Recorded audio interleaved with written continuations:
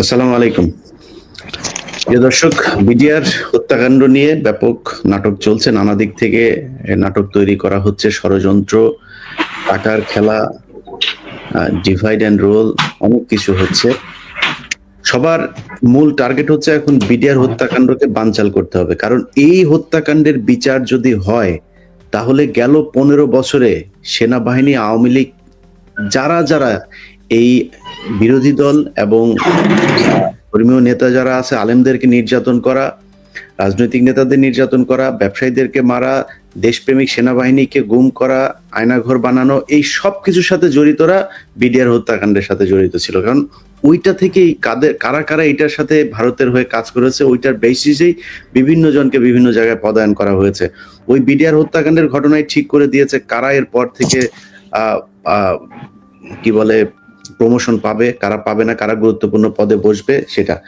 তো আপনাদেরকে আমি আমার সাথে ৩ জন সম্মানিত মানুষ আছেন। আমার প্রিয় অ্যাডভোকেট পারভেজ হোসেন ভাই আছেন, সুপ্রিম কোর্টের আইনজীবী, এবং তার সাথে বিডিআর এর পরিবারের যেই সদস্য আছেন ২ জন, তারাও দীর্ঘদিন ধরে তাদের পরিবারের মানুষদের জন্য কাজ করে যাচ্ছেন।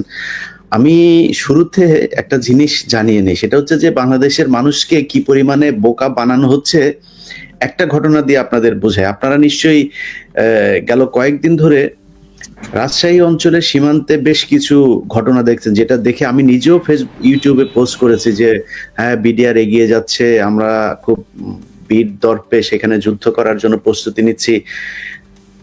এটা আসলে মানে আমাদের জানার ভুল ছিল। আমরা যেটা দেখেছি দেখে আমরা এরকমই চাই আসলে। বিডিআর এইভাবে রুখে দাঁড়াবে। বাংলাদেশের মানুষ কিন্তু সেখানে নাটক করেনি। মানুষ কিন্তু বিডিআর এর পাশে গিয়ে দাঁড়িয়েছে, তাদের দেশপ্রেম থেকে, তাদের সাহস থেকেই দাঁড়িয়েছে, এবং আমরা এইটাই চাই। কিন্তু মূল ঘটনাটা যিনি সাজিয়েছেন তিনি হচ্ছেন গিয়ে এই হচ্ছে এই এই এই এই জনাব, এই চোর হচ্ছে গিয়ে একজন কর্নেল, তার নাম হচ্ছে ইমরান ইবনে রৌফ। এই চোর সেখানে নাটক সাজিয়ে এখন নিজেকে দেশপ্রেমিক বানানোর চেষ্টা করছে। বাট আমি যেটা মনে করছি, যতটুকু আমার কাছে তথ্য, সে ওইখানে ভারতের সাথে একটা যুদ্ধ একটা খেলা তৈরি করতে চাচ্ছে, উত্তেজনাটা, মানুষের দৃষ্টিটা ওই দিকে নিয়ে যেতে চাচ্ছে। বিডিআর নিয়ে এখন যে বিচার টিচার শুরু হয়েছে, এগুলো যাতে এখন আপাতত বন্ধ থাকে, এইদিকে যাতে কারণ থাকে না, এরকম চেষ্টা প্রথম আলো, ডেইলি স্টার, বিভিন্ন জায়গা থেকে হচ্ছে। সবার দৃষ্টি এখান থেকে সরাইতে চেষ্টা একটাই, সেটা হচ্ছে বিডিআর এর হত্যাকাণ্ড নিয়ে বিচার হইতে দেওয়া যাবে না। বিডিআর এর যে পরিবার আছে তাদের ভেতরে এখন একটা বিভেদ তৈরি করার চেষ্টা করা হয়েছে, যে বলা হচ্ছে এক পক্ষ যারা যাবজ্জীবন হয়েছে, যাদের ফাঁসি হয়েছে, তাদেরকে বাঁচানো, তাদের ব্যাপারে আমাদের কিছু বলার দরকার নেই, যারা খালাস পেয়েছে শুধু তাদেরকে ছাড়লেই হবে। নো, শেখ হাসিনা সবচাইতে ভালো বিডিআর এর সদস্য যারা, তাদেরকে ওই ঘটনার দিন মারা হয়েছে। আমরা শুধু ৫৭ জন সেনা কর্মকর্তার নাম শুনেছি, কিন্তু এই ঘটনায় প্রায় ১৫০ বিডিআর এর সদস্য, বিডিআর এর বিভিন্ন পর্যায়ের সদস্যদেরকে আপনার করা হয়েছে, মারা হয়েছে, জিজ্ঞাসাবাদের নামে নিয়ে মারা হয়েছে। ওই দিন মারা হয়েছে, ওই দিনও কিন্তু বিডিআর এর প্রায় সম্ভবত ১১ জন, আমার ঠিক সংখ্যাটা যদি ভুল না করি, ৯ জন বা ১১ জনকে মারা হয়েছে ওই দিনই। বিডিআর এর যে এই পিলখানার যে পেশ ইমাম ছিলেন, সেই পেশ ইমামকে মারা হয়েছে, হত্যা করা হয়েছে, ইনজেকশন পুশ করে তাকে খুন করা হয়েছে, কারণ তিনি সব দেখেছেন। অতএব আমরা এটার বিচার চাই। শেখ হাসিনা ওর পরপর মেরেছেন, তারপরে মেরেছেন, এরপরে যারা জেলখানায় গিয়েছেন ওই ব্যক্তিদেরকে ফাঁসি দেওয়া হয়েছে। আমি মনে করি ওই ব্যক্তিদেরকে ফাঁসি দেওয়া হয়েছে যারা এই ঘটনার সবকিছু জানেন কিন্তু এটার সাথে জড়িত না। অতএব আমাকে যদি আপনি কোনো ভাগ করতে বলেন, তাহলে আমি বলবো যাদের ফাঁসির আসামি হয়েছে তাদেরকে সবার আগে ছাড়তে হবে। যাদেরকে খালাস দেওয়া হয়েছে, যাদেরকে দেওয়া হয়েছে, এত ভাগাভাগি নাই। এই বিচার নতুন করে করতে হবে। হাসিনার কোনো বিচার আমরা মানি না। অতএব আমি বিডিআর এর যে পরিবার আছে, বিডিআর এর এই আন্দোলনে যেসব নেতৃত্বরা আছেন, তাদের কাছে বলবো কারোর কোনো কথায় কান না দিয়ে আপনাদের সবার দাবি থাকবে, আপনাদের সবার পরিবার একই, এই সবগুলো সদস্য একটা পরিবার এখন আপনারা। সো আপনাদের পরিবারের এখানে ডেইলি স্টারের কে, প্রথম আলোর কে, আর কোন জায়গার কোন কেউ এসে কি বললো, এটা নিয়ে আপনাদের ভাগাভাগি করলে চলবে না। আমি যার কথা বলছিলাম যে ইমরান ইবনে রৌফ, তার ব্যাপারে আপনাদেরকে ছোট করে একটু নথি দিয়ে যাই, নয়তো আবার এটা মনে হবে যে আমি বোধহয় এমনিতেই বলছি। কেন বলছি সেটা আপনাদের বলি। আমার কাছে কিছু তথ্য এসেছে তার ব্যাপারে। এই ব্যক্তি হচ্ছে আপনার বিএমএ 29 ব্যাচের, আপনার 111 সরকারের সময় ব্যাপক তৎপরতা ছিল তার। মোসাদ্দেক হোসেন ফালু ভাইয়ের যে এনটিভির ভবনে আগুন লাগানোর ঘটনা, এই আগুন লাগানোর এই নাটকের সাথে জড়িত ছিল এই কি বলে ইমরান ইবনে রউফ। আচ্ছা, তারপরে হচ্ছে সে কি করেছে, বিডিআর এর ঘটনার পর 27 তারিখে যেই লিফলেট গুলো বিতরণ করা হয়েছিল, এইটার এই মূল হচ্ছে সে। তারপরে সে বিডিআর এর বিভিন্ন সদস্যদেরকে জিজ্ঞাসাবাদের নামে হত্যা করার সাথে জড়িত হচ্ছে এ। মেজর সুমন, মেজর হাসিব, তারপরে হচ্ছে গিয়ে আপনার সোবাইল থেকে শুরু করে যেই মেজররা ওই দিন, ক্যাপ্টেনরা ওই দিন ঘটনার দিন ছিলেন, বিডিআর এর 4 নাম্বার 3 নাম্বার বিভিন্ন গেটে তারা অপারেশন চালাতে চেয়েছিলেন, তাদেরকে নির্যাতন করেছে এই ইমরান ইবনে রউফ নিজে। এগুলো আপনারা জানবেন, আমি যা বলছি এগুলোর যে মেজরদেরকে টর্চার করা হয়েছে সেই মেজররাও আমাকে বক্তব্য দিয়েছেন। এগুলো আমি পিলখানা নিয়ে যেই অনুসন্ধান করছি সেখানে সবকিছু দেখবেন।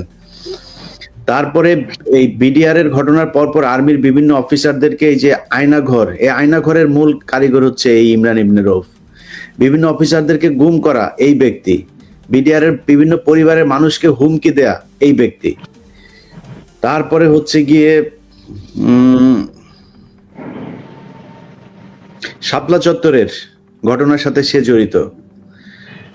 তারপরে হচ্ছে গিয়ে এই যে থেকে সেন্ট্রাল জেল থেকে 2013 সালে আপনার 6 জনকে যে করা হয়েছিল, জিম্মি করা হয়েছিল, তুলে নিয়ে যাওয়া হয়েছিল, সেটার সাথে জড়িত সে। তো সে মানে আর্মিতে তাকে বলা হয়, আমাকে যিনি এই আর্মির যে অফিসার আমাকে দিয়েছেন তাকে ড্রামা কুইন বলা হয়। উনি লেখাটা এইভাবে লিখেছেন যে he is a drama queen, brutal and can only be compared two খুনি জিয়াউল হাসান। আমাকে যে লিখেছে তার লেখাটা আমি আপনাদের বললাম। যাই হোক, এই হচ্ছে সেই ব্যক্তি। অতএব সে এখন ওই সীমান্তে যা করছে এটা হইতে পারে সে ভারতের সাথে এখনো কানেক্টেড এবং ভারত তাকে দিয়ে এটা করাচ্ছে। ভারত হয়তো সেখানে একটা হামলার চেষ্টা করতে পারে, সে এটা করে একটা উত্তেজনা তৈরি করবে, ভারত হামলা করলে তারপর একটা যুদ্ধ শুরু হবে। যাই হোক, যুদ্ধ করার জন্য বাংলাদেশের মানুষ প্রস্তুত, আমাদের সমস্যা নেই। ভারতের সাথে কোনো কারণ ছাড়া যুদ্ধ করতে বাংলাদেশের মানুষ রাজি আছে, কিন্তু ইমরান ইবনে রউফকে ওইখান থেকে সরাতে হবে এবং সে যেন কোনোভাবে পালাতে না পারে। বিডিআর এর যে কমিশন হচ্ছে সেই কমিশনে তার নাম উঠে এসেছে এবং তাকে গ্রেপ্তার করা হবে খুব দ্রুত। আপনারা দেখবেন এগুলো। আমি আমার জায়গা থেকে বলি আলোচনায় যাওয়ার আগে যে বাংলাদেশে যদি একজন মানুষও এই বিচারের জন্য না থাকে, আমি মার্কিন যুক্তরাষ্ট্রে বসে আমি এই বিচারের জন্য সর্বোচ্চ দিয়ে যাব যতক্ষণ আমার নাকে নিঃশ্বাস থাকবে। অতএব এটারে করার কোনো সুযোগ নাই। আগেও বলেছি, আবারও বলছি, সামনে 1-1.5 মাস আমি এইটা নিয়েই থাকবো। আমারে না মেরে ফেললে, না মারা পর্যন্ত এখানে যা আছে সব বের করবো আমি। আমার হাতে যা এসছে এখন পর্যন্ত এটা গুড এনাফ। এই হত্যা মামলার জন্য আমাদের সাথে একজন অ্যাডভোকেট সাহেব আছেন, ওনাদেরকে মানে আমি যদি আমার নথিগুলো দেই ওনাদের বিচারের জন্য, জাজ সাহেবের সামনে উপস্থাপনের জন্য আর কোনো কিছু দেওয়ার দরকার নেই, এগুলো দিলেই চলবে। যাই হোক, আমরা নিশ্চয়ই সেগুলো দেখবো। শুরুতেই অ্যাডভোকেট পারভেজ হোসেন আপনার কাছে যাই। আপনি এই কদিন ধরে অনেক বিডিআর এর এই পরিবারগুলোর পক্ষে অনেক পরিশ্রম করছেন, প্রচন্ড দেশপ্রেমিক একজন মানুষ আপনি। আপনার কাছে জানতে চাই যে বিডিআর এর হত্যাকাণ্ডের এই যে সৈনিকদেরকে যেভাবে নিয়ে আটকে রাখা হয়েছে, তারপরে সবশেষ যেটা করা হলো 9 তারিখের শুনানিটা নিয়ে, মানে হচ্ছেটা কি ভিতরে আসলে? ধন্যবাদ ইলিয়াস ভাই, রিয়েল ভাই আছেন, শাকিল আছেন, আপনাদের সকলকে ধন্যবাদ। দুটো বিষয় যেন কাকতালীয় ভাবে মিলে যাচ্ছে। একটি বিষয় হচ্ছে যে আমাদের বিডিআর এর অনেক ঐতিহাসিক ঘটনা আছে। গৌরবময় একটি ইতিহাস হচ্ছে রৌমারী ইতিহাস। এই রৌমারীতে যখন এই ঘটনা ঘটলো যদি আমি ভুল না বলে থাকি তথ্যগতভাবে, তাহলে এই মেজর জেনারেল সাকিব তিনি ওই সময় রৌমারী অঞ্চলের শীর্ষ কর্মকর্তা ছিলেন, কমান্ডার ছিলেন, যে কমান্ডার ছিলেন। তিনি যখন আবার বিডিআর এর প্রধান হলেন, সঙ্গত কারণেই এই পরাজয়ের জ্বালা থেকে হোক অথবা অন্য কোনো কূটনৈতিক কারণে হোক, শাকিল সাহেব টার্গেট হলেন এবং সেটার প্রতিফলন আমরা ওখানে দেখলাম। আমি এই কদিনে সেনা বিধিটা একটু দেখবার চেষ্টা করেছিলাম। এই জন্য দেখবার চেষ্টা করেছি যে ওই সময় সেনা প্রধান বারবার বলছিলেন যে আমরা প্রধানমন্ত্রীর কাছে সেনা সদর দপ্তরের পক্ষ থেকে আমরা পারমিশন চেয়েছিলাম যাতে করে আমরা দরবার হলে ঢুকতে পারি, কিন্তু সেনাবিধি 31 ইটস ভেরি ক্লিয়ার যে এই ধরনের কোনো জরুরি মুহূর্তে সেনাপ্রধান যে কোনো সিদ্ধান্ত নিতে পারেন। সেখানে দুটো বিষয় আপনারা খুব লক্ষ্য করে দেখবেন। কাউকে ঢুকতে দেওয়া হলো না, আর্মিকে ঢুকতে দেওয়া হলো না, বাইরে যে বিডিআর বর্ণ যে ফোর্স ছিল তাদেরকে ঢুকতে দেওয়া হলো না, কোনো মিডিয়াকে ঢুকতে দেওয়া হলো না। এটিএন বাংলা লাইভ প্রচার করবে, এটিএন বাংলা গেট থেকে লাইভ প্রচার করলো এবং সেখানে খাবারের বিষয় বা যে বাজারের কথাটা বলা হচ্ছিল যেটা নিয়ে বিডিআররা ক্ষুব্ধ, এইসব কথা নিয়ে তারাই ঘটনা ঘটিয়েছে, এইটাকে রং চটিয়ে সুন্দর করে এই মূল ঘটনাকে অন্যদিকে প্রভাব করার একটা চেষ্টা করা হচ্ছে। কষ্ট লাগলো তখন যখন আজকে মনে পড়লো ওই ঘটনাটি, যে ডিএডি রহিমের নেতৃত্বে হোটেল সোনারগাঁতে তাদেরকে নিয়ে রাজকীয় খাবার খাওয়ানো হচ্ছে। এই ঘটনাটা এই জন্য বললাম যে এই ঘটনার সাথে আজকের একটি এই কদিনের 5ই আগস্টের পরে বিচার ব্যবস্থার একটি কলঙ্কজনক অধ্যায়ের কথা ইলিয়াস ভাই আপনাকে বলি। 1 তারিখে আমরা যেটুকু জেনেছিলাম দায়িত্বপ্রাপ্ত বিচারকের অবস্থানটা ছিল এই, তিনি সকল রেকর্ডপত্র দেখে সিদ্ধান্ত নিলেন যে অন্তত পক্ষে 2টা ক্যাটাগরি, তার যেটুকু সামর্থ্য ছিল উনি সামর্থ্যের আলোকে চিন্তা করলেন যে 2টা ক্যাটাগরির লোককে আমি এই মুহূর্তে বেল দিয়ে দিতে পারি।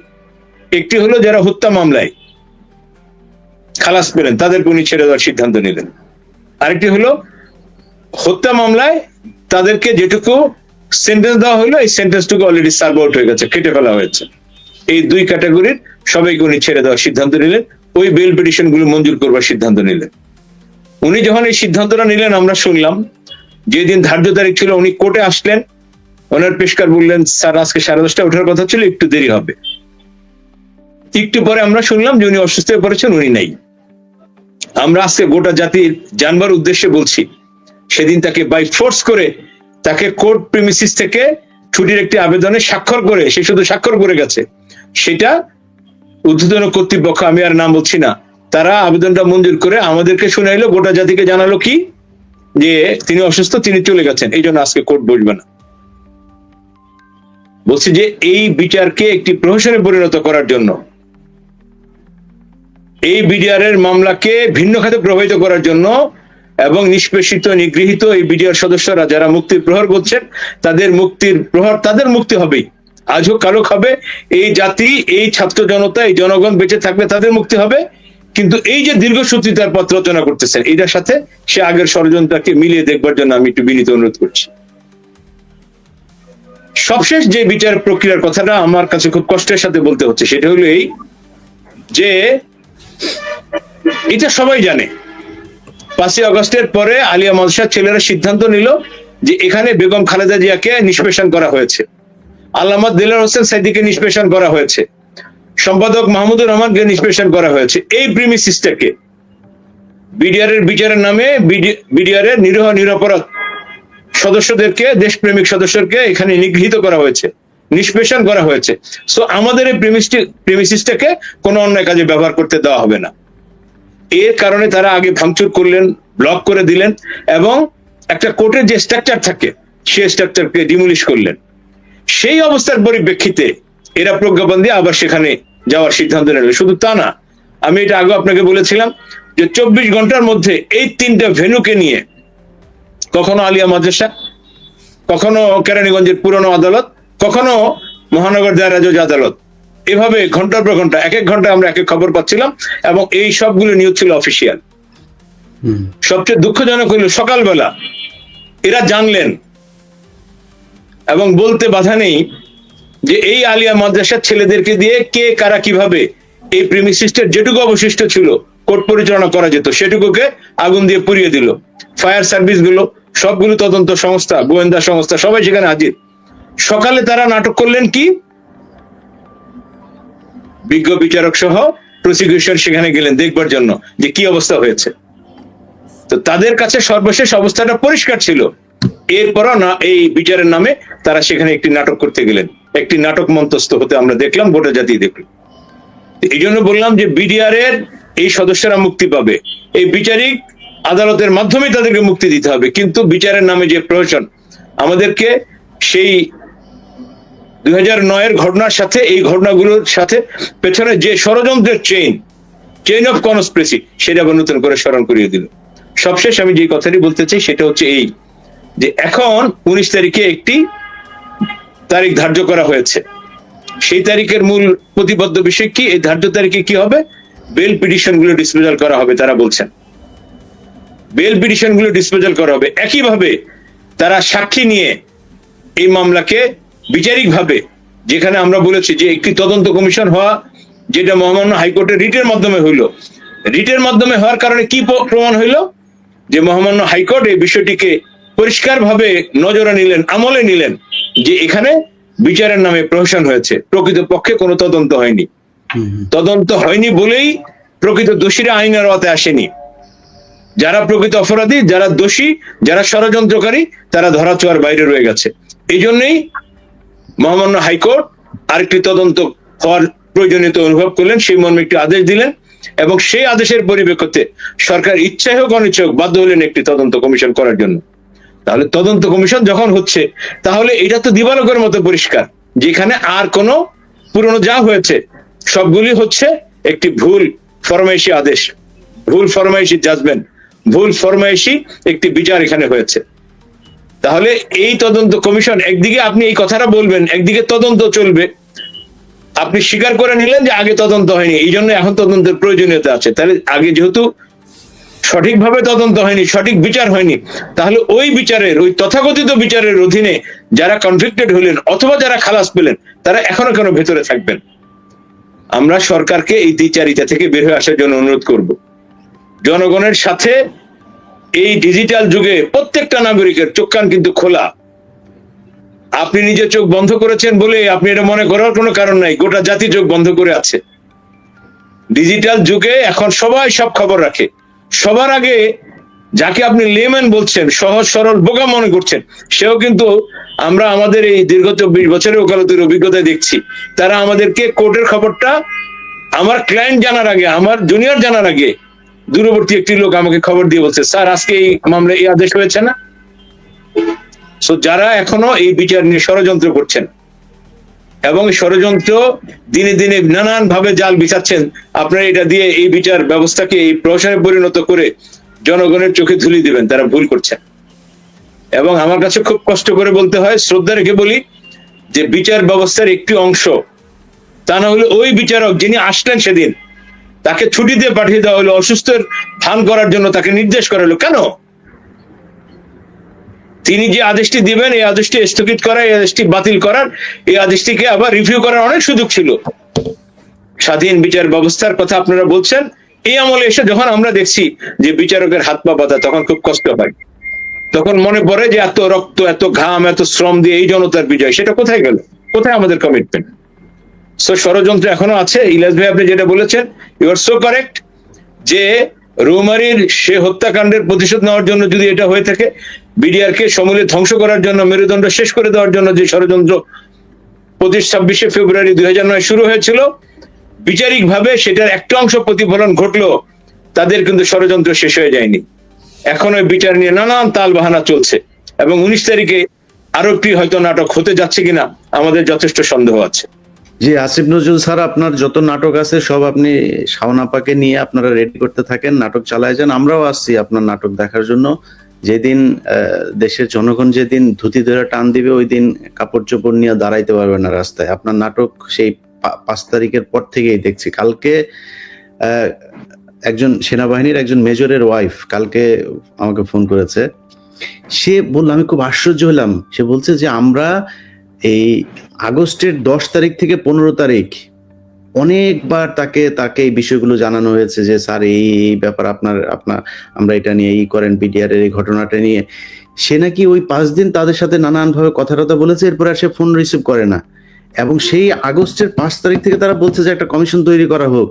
শেষ পর্যন্ত ঠেলতে ঠেলতে এসে আপনার ডিসেম্বরে এসে বলল যে কমিশন হবেই না।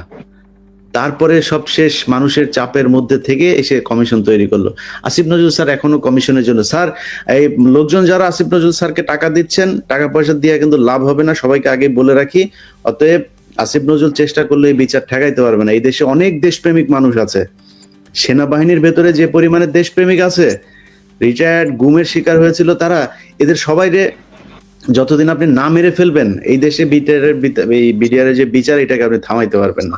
যাই হোক, শাকিল ভাই, আমরা খুব শর্টেই ছেড়ে দিব আজকে। জাস্ট মানুষকে এই জিনিসগুলো জানানোর জন্য এসেছিলাম। মোটামুটি আমাদের অ্যাডভোকেট সাহেব বলেছেন, আপনি যদি বাদ বাকি কিছু অ্যাড করতে চান। আসসালামু আলাইকুম। না, ধন্যবাদ ইলিয়াস ভাই। আসলে আমাদের অ্যাডভোকেট স্যার সবকিছুই বলেছেন। আমরা চাই না কোনো ষড়যন্ত্র হোক, আমরা চাই যে প্রত্যেকটা বিডিআর সদস্য মুক্তি পাক।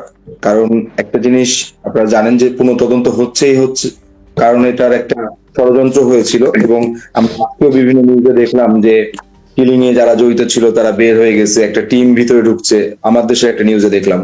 তো এটা এটা স্পষ্ট যে এখানে যারা মূল হত্যাকারী ছিল বা বিভিন্ন ব্যক্তিরা ছিল তারা এর সাথে জড়িত, যারা তাদেরকে বের করে দেওয়া হয়েছে। তাহলে এই মানুষগুলোকে 834 জন মানুষকে জেলখানে আটক করে রাখা হয়েছে কি কারণে? আপনার যেহেতু স্বাধীন তদন্ত কমিশন গঠন হয়েছে, আমরা চাই সকলকে মুক্তি দেওয়া হোক, এবং স্বাধীন তদন্ত কমিশনের মাধ্যমে যদি কাউকে অপরাধী প্রমাণিত করতে পারে তাদেরকে আবার জেলখানে নিয়ে ফাঁসি দিক, আমাদের কোনো আপত্তি নেই। কিন্তু অলরেডি তারা জেল কোড অনুসারে 21 বছর জেল খেটে ফেলছে। তারপরে আপনাদের এই মানুষগুলোকে কি কারণে জেলখানে আটক করে রাখা হয়েছে এটা আসলে আমরা বুঝতে পারতেছি না। আমরা চাই না কোনো রাজনৈতিক প্রতিহিংসার শিকার হতে, আমরা চাই একটা সুষ্ঠু বিচার। আমরা চাই 57 জন সেনা কর্মকর্তা সহ 74 জন যে শহীদ হয়েছেন তাদের বিচার, এবং রিমান্ডের নামে যে নির্যাতন করা হয়েছে তাদের বিচার, যারা নির্যাতন করেছে তাদের বিচার চাই।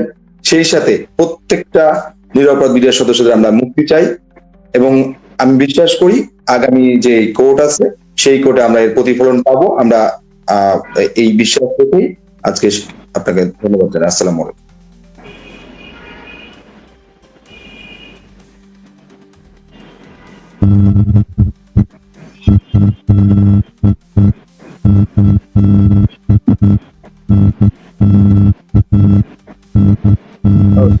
রিয়াদ ভাই শুনছেন? হ্যাঁ ভাইয়া, শুনছি। জি জি, বলেন। ধন্যবাদ জানাই ইলিয়াস ভাইকে লাইভে আমন্ত্রণ করার জন্য। জি। আমার প্রথমেই একটা কথা মনে পড়ে যায়, আমরা বিডিআর নওজোয়ান, এই মাটির সন্তান, দুর্জয় এক মৃত্যুহীন প্রাণী, বীরটাই আমরা বীর বুঝি, ওই সম্মান, সে সম্মানটুকু হয়তো আজ আমরা পাচ্ছি না। অত্যন্ত আবেগঘনভাবে বলতে হয়, যারা অডিওতে বোধহয় একটু সমস্যা হচ্ছে, আপনি দেখবেন। আমি এখন শুনতে পারেন? আমি ইলিয়াস ভাইকে ধন্যবাদ জানাই এই লাইভে আমাকে আমন্ত্রণ করার জন্য। প্রথমেই আমি একটা কথা গভীরভাবে স্মরণ করতে চাই যে আমরা বীর বিজয়ী এই দেশের সন্তান। আমরা এই সন্তানরা আজ আমরাও পারতাম এই দেশের ডিসি হতে, এসপি হতে, ইলিয়াস স্যারের মতো হতে, আসিফ নজরুল স্যারের মতো হতে। কিন্তু আসিফ নজরুল স্যারের মতো কিন্তু আসলে দুর্ভাগ্যবশত আমরা হতে পারি নাই। আমরা চেয়েছি এ দেশের প্রত্যেকটি ইঞ্চি মাটি কিভাবে রক্ষা করা যায় সেটারই প্রতিফলন আমরা প্রত্যেকটা 2009 সালের পূর্বে আমরা দেখিয়েছি। ইলিয়াস ভাই, আমার খুব মনে পড়ে রৌমারী যুদ্ধের কথা। ভাই, আমরা পাদুয়া যুদ্ধের ইতিহাস ভাই আলোচনা করলে আপনি একটু মানে এই বিডিআর বিদ্রোহ নিয়ে পরিবর্তন করছে কিনা এটা বলেন। ভাই, এই ষড়যন্ত্র থেকে, এই পিছনের ইতিহাসগুলো থেকেই যদি আমরা শিক্ষা নিতে হবে যে আমাদের এই বিডিআররা কত একটা সাহসী মানুষ ছিল এরা। আজ এদেরকে গভীর ষড়যন্ত্রের মাধ্যমে এদেরকে কারাগারে আটক করে রাখা হয়েছে। তা আমরা যদি বারবারই বলি যে এটা বিদ্রোহ না, এটা একটা পরিকল্পিত হত্যাকাণ্ড, তাহলে পরিকল্পিত হত্যাকাণ্ডের যে তৎকালীন যে আদালতটা হয়েছে, সেখানে তো সে আদালত তো এখন ভালো কিছু দেবে না।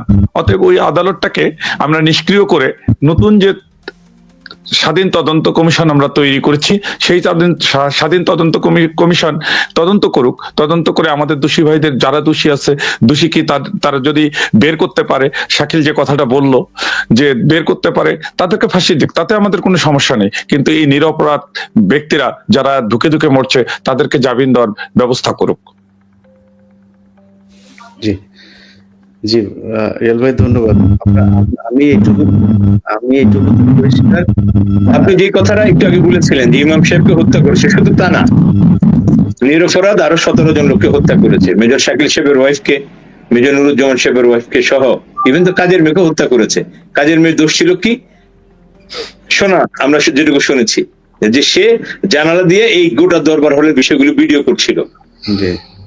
সেই কাজের মেয়েটাকে হত্যা করেছে, তার যে ইয়েটি ছিল, আইফোনটি ছিল, সেটিকে ভেঙে ফেলা হয়েছে। যাকে আমরা বলছিলাম যে আমরা আশা করছি সরকারের শুভবুদ্ধির উদয় হবে। প্রচুর অপশন আছে, প্রচুর অপশন আছে। যেহেতু আপনি তদন্তে গিয়েছেন, সেটা হাইকোর্টের আদেশে হোক, জনতার দাবির পরিপ্রেক্ষিতে হোক, অথবা সত্য উদ্ঘাটনের মানুষে হোক, যেহেতু আপনি তদন্তে গিয়েছেন, তদন্তে যাওয়ার পরিপ্রেক্ষিতে আমাদের এই জুডিশিয়াল সিস্টেম এটাই বলে যে ওই ভুল বিচারের মাধ্যমে যারা কনভিক্টেড হয়েছিল, যারা এতদিন ধরে দণ্ড খাচ্ছে, তাদেরকে আপনি ছেড়ে দেবেন। এবং ছেড়ে দেওয়ার রাস্তাটা খুব সহজ। আমরা প্রথমে বলছিলাম যে পিটিশন গুলো আছে, বেল পিটিশন গুলো, এগুলো আপনি ডিসপোজাল করে আপনি সবাইকে ছেড়ে দিতে পারেন। আপনি সংবিধানের আর্টিকেল 49 কে ইউজ করে যাদের দণ্ড আছে, যাদের দণ্ড নাই তাদেরকে তো এমনিতেই ছেড়ে দিতে পারেন। যাদের দণ্ড আছে, তথাকথিত যে দণ্ডের কথা বলছেন, সেই দণ্ডকে স্থগিত করে till submission of the report, এই তদন্ত রিপোর্ট আসা পর্যন্ত, পুনরায় একটি অধিকতর বিচার ব্যবস্থা শুরু হওয়া পর্যন্ত দণ্ড স্থগিত রেখে আপনি তাদেরকে ছেড়ে দিতে পারেন। আপনি সিআরপিসির 401 কে ইউজ করে ছেড়ে দিতে পারেন।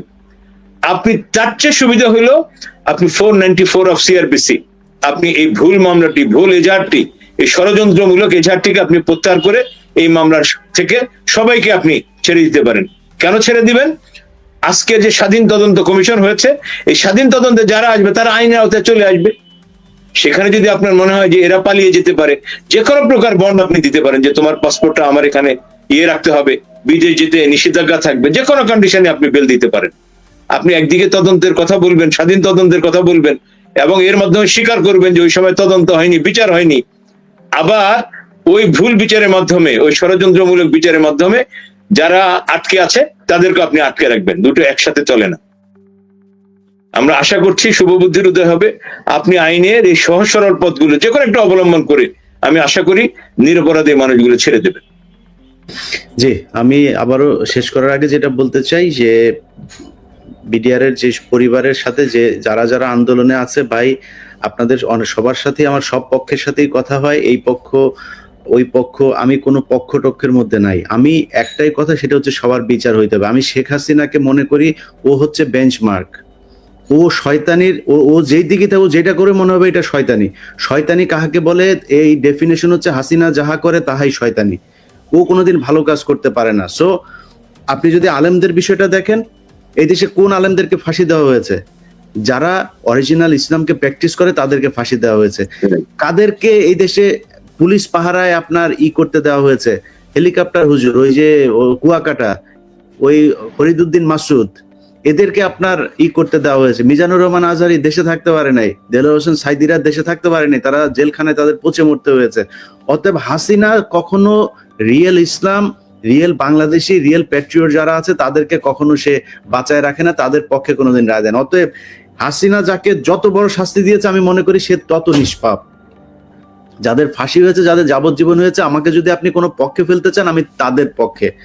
হাসিনার আইনে যদি কেউ খালাস পেয়ে থাকে, আমাকে যদি ভাগ করতে বলেন আমি তাদের পক্ষে থাকবো না। আমি যাদের ফাঁসি আর যাবজ্জীবন হয়েছে তাদের পক্ষে থাকবো। অতএব ভাগাভাগি করার কিছু নাই। হাসিনার বিচার মানি না। হাসিনার বিচার থেকে সরে আসতে হবে। আসিফ নজরুল স্যার টাকা পয়সা খায়াটায়া যা মনে চায় করেন স্যার, করতে থাকেন। আপনার শেষও দেখা ছাড়বো। টাকা পয়সা নিয়ে আসিফ নজরুল তুমি কোথায় কেমনে সারা জীবন আরামে আয়েসে কাটাও, ওইটাও আমরা দেখবো। মান সম্মান নিয়ে বাঁচতে দিব না তোমারে। অতএব বাংলাদেশের মানুষের কাছে খুব ঠান্ডা মাথায়, খুব ভদ্রভাবে বলে যাচ্ছি, আমরা প্রতিদিন এই যে একদিন দুই দিন পর পর লাইভে কথা বলছি আপনাদেরকে জানানোর জন্য যে এই হচ্ছে, আসিফ নজরুল কত নাটক করছে, কত কিছু করছে, কিভাবে কালক্ষেপণ করছে। 7 মাস হয়েছে আসিফ নজরুল, এই দেশ শুধু তোমার জন্য স্বাধীন হয় নাই।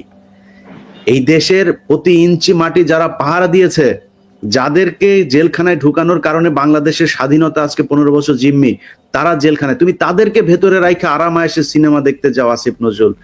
এটার জন্য বাংলাদেশের মানুষের কাছে তোমাকে জবাব দিতে হবে। টাকা পয়সা পাবা, মান সম্মান পাবা না। যাই হোক, আপনাদের সবার কাছে অনুরোধ, আমি আবারও বলছি, বিডিআর এর পরিবারগুলো প্লিজ আপনাদের ভেতরে ভাগাভাগি করেন না কে কি বললো। আর আমার এখানে যদি আপনাদের কাউকে আমি নিয়ে আসিও, কেউ লাইভে কথা বলেনও, আমি সরাসরি বলি, অনেকে বলেন ভাই ওনাকে আনছেন কেন, ওনাকে আনেন না, ওনাকে, এই পক্ষ বলে ভাই ওনাকে নিয়েন না, ওনাকে নিয়েন। ভাই আমার কাছে সব পক্ষ সমান, আমার কাছে এসে ভাগাভাগি করতে আসবেন, আস্তে করে আমি আপনার কাছ থেকে সরে যাব, আমার আপনার সাথে পাবেন। আমি কোনো ভাগাভাগির মধ্যে নাই, আমি এক ভাগের মধ্যে আছি, ভারত আর আওয়ামী লীগ। এই জায়গায় আমার কোনোই নাই, এটার জন্য জীবনের যা করা প্রয়োজন তাই করব। আপনাদের সামনে ভিডিওতে বলে যাচ্ছি, এই পৃথিবীর সবকিছু যদি দিয়ে দেওয়া হয়, যদি বলা হয় বাংলাদেশের প্রেসিডেন্ট বানানো হবে কালকে, তাও ইন্ডিয়ার আওয়ামী লীগের সাথে কম্প্রোমাইজ করব না। ওই জায়গায় ইলিয়াস যেখানে ছিল আজ থেকে 10 বছর আগে, এখনো সেখানে, সেই 2014 সালে নির্বাচনে যে যা করেছি, 2024 সাল 25 সালেও সেই জায়গাতে আছে। অতএব আমার পয়েন্ট খুব পরিষ্কার, যারাই যেই পক্ষে যাবেন, সব পক্ষের উদ্দেশ্য একটাই থাকতে হবে, হাসিনার কোনো আদেশ, হাসিনার কোনো আইন বিচার, এটা আমরা মানি না। এই জায়গায় সবাই এক থেকেন ইনশাল্লাহ। অ্যাডভোকেট পারভেজ হোসেন ভাই যেটা বলেছেন, এদেরকে আটকায় রাখা যাবে না। অনেক বছর এই বিডিআর এর পরিবারে, আজকেও একজনের বাবা মারা গিয়েছেন পাবনাতে, লাশ দেখতে পারবে না হয়তো। আপনার এই পায়ে পচন ধরেছে, মানে জেলখানার ভেতরে বর্ণনাগুলো শুনি, পারভেজ ভাই আপনি নিশ্চয়ই হয়তো জানেন এই বিষয়গুলো, হাজিরা দিতে আসলে তাদের হয়তো দেখেন, পায়ে পচন ধরেছে, হাঁটতে পারে না, পা ফুলে ফুলে তারা হাঁটা বন্ধ হয়ে গিয়েছে, চিকিৎসা দেওয়া হয় নাই।